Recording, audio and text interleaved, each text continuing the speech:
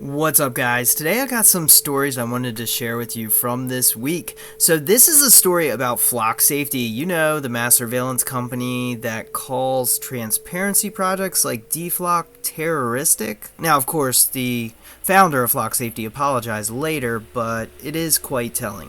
Now, this particular story, they're talking about how Flock Safety actually went and tracked this guy. They found out through Flock Safety's alerts that he frequently traveled to Michigan, but he lived in Wisconsin, and they had to investigate why was this guy going into Michigan from Wisconsin so often. Well, it was because that's where marijuana was legal. And so basically what he did was he traveled from a state where it was not legal. Now, regardless of how you feel about the legality of substances, this is something that you should pay attention to because it shows that an investigation can be spawned just merely from the traveling patterns regardless of what the subject matter is. And if you listen to some law professors, they say that the average American commits several felonies every day unknowingly.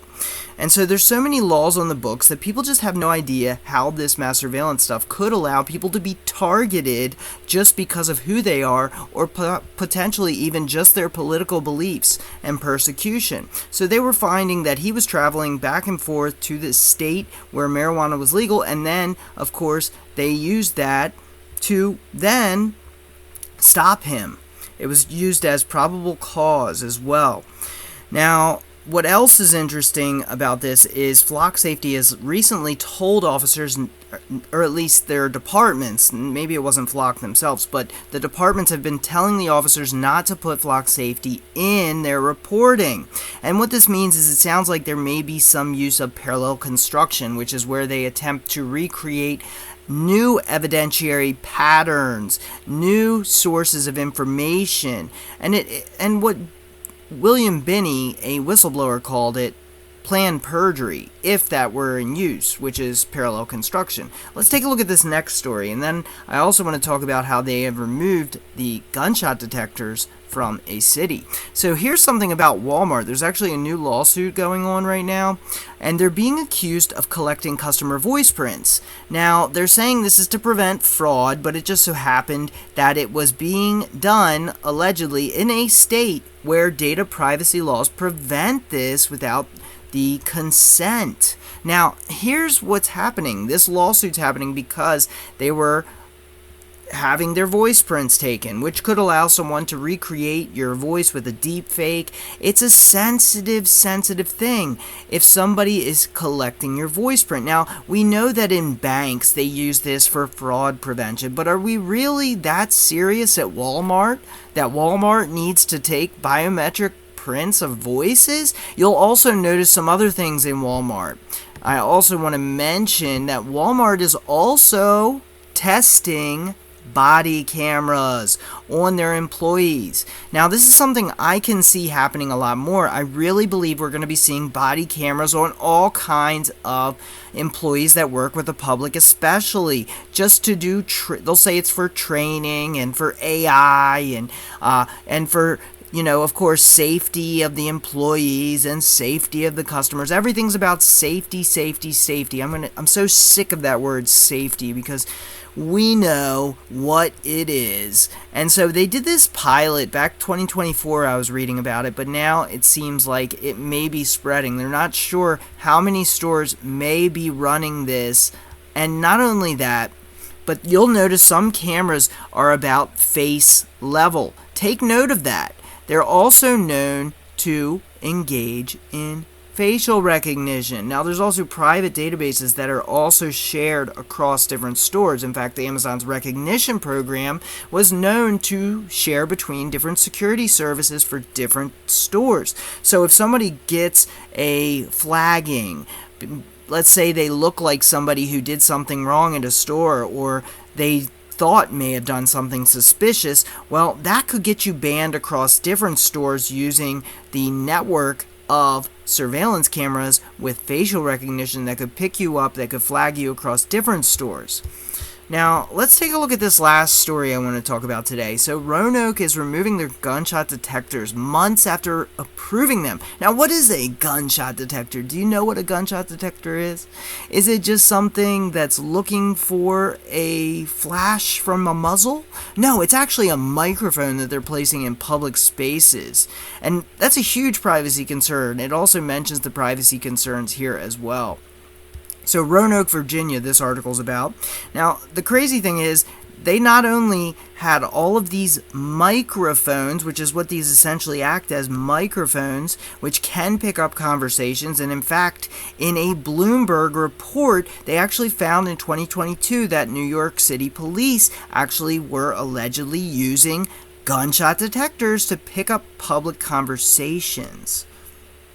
Now, what's interesting about this particular story is they also botched the installation of these microphones. In fact, they couldn't even tell the difference. The crews that were installing these so-called gunshot detectors were putting them on the wrong street. So instead of Orange Avenue, it was Grange Avenue. So they're installing them in the wrong location. They even say that 16 misplaced sensors in late June, and then they corrected it and made it 30 sensors placed in the wrong area. We've also been seeing this with some of the flock cameras and some of the other cameras that have been installed in areas where even the own city's officials aren't aware of. And sometimes this leads to a removal, and as we're seeing here, it's also quite expensive. They talk about the Flock Safety AGD, Automatic Gunshot Detection Program, and they paid for it with $54,000 in federal grant money. You think these things just pay for themselves? No, the federal government also gives grants to install mass surveillance, and of course, because it's being done by a private company, the constitutional oversight and restrictions do not apply in the same way as if it were run by the government. So when everyone is pro-privatization, you have to look at the cost. And I'm not talking about the financial cost, I'm talking about the cost to your liberties, the cost to the Constitution of allowing private companies without regulation on them to continue to expand this mass surveillance. Not only did it cost this city $54,000, but it's also costing other cities hundreds of thousands of dollars. It's costing Chicago, I think it was $9 million I read in this article. And there's also a massive false positive rate. So look at this, an 80+% false positive rate. Now, the vendors, of course, are always claiming that they have high detection accuracy. Do you think they'd ever market anything without a high accuracy advertisement? Of course, but is it independent research? Well, the independent research, when it's actually done, it indicates otherwise. They found that analyzing 68 different metropolitan counties, that it had no actual impact, no significant impact on firearm-related homicides or even the arrest outcomes, which isn't that the whole point? Is it'll either stop the people from firing guns and hurting people, or it'll at least add a significant increase in arrests for homicides. Well, no, apparently that's not even the case. And the false positive rates were over 80% in major cities. And there's been some tragedies that have also come with this, where they believed that they heard a gunshot based on the detection, but then they go and report to the scene and it's something else making a loud noise, and then people get shot. And there's actual incidences of that happening. So it's a major problem. I mean, Chicago, as I mentioned, spent $9 million a year on this. That's outrageous. Now, I wonder how much of that was taxpayer subsidized federal grants. That's a good question. But regardless, they're installing them in the wrong places. They're not even accurate. They have all these false positives. Now, Flock says that they're Raven gunshot detection, and it's not the only company doing this. So keep this in mind, that Flock isn't the only company doing this. There's other companies out there. There's companies like Axon that are also installing these same license plate readers. Now, here's another thing. Flock isn't even reading the license plates right. In fact, in one area, 71% of the plates were misread. with these alerts sent to police.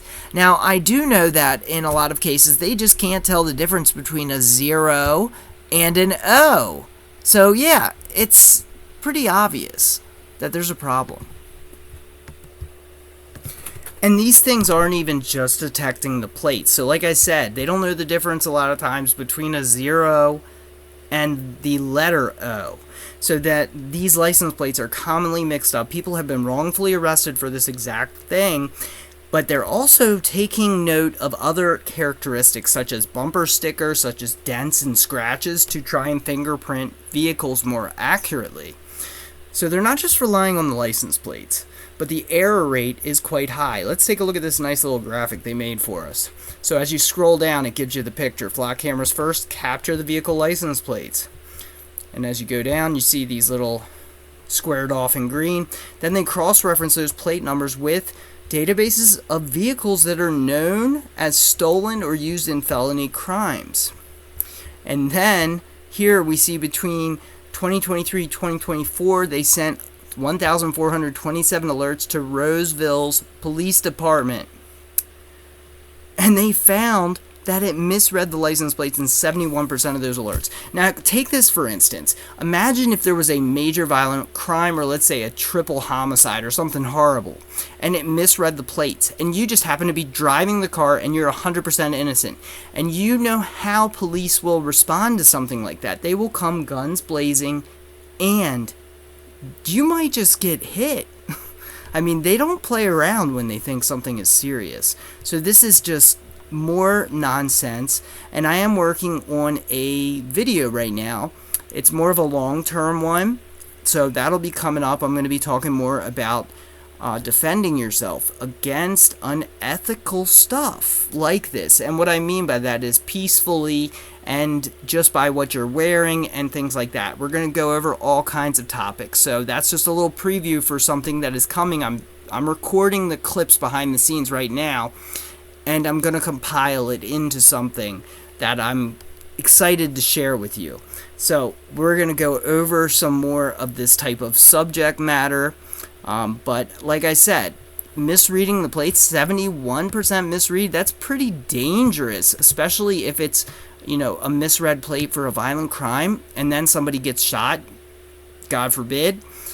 It can happen. It has happened. Let me know your thoughts, guys, in the comments, and I'm looking forward to doing this coming up video. I'm not sure exactly when I'll have it out because I have more clips to record, but we'll see how it goes, and I'll see you guys in another video. Let me know your thoughts below. Make sure to subscribe. If this is your first time on the channel, make sure to subscribe. I share interesting information, sometimes unique ideas that you won't find elsewhere. So make sure to subscribe, share the video. Let me know your thoughts in the comments about these stories. And I'll see you guys soon in another video on how to protect your security and privacy. 71%, that's just pointless, burnt money.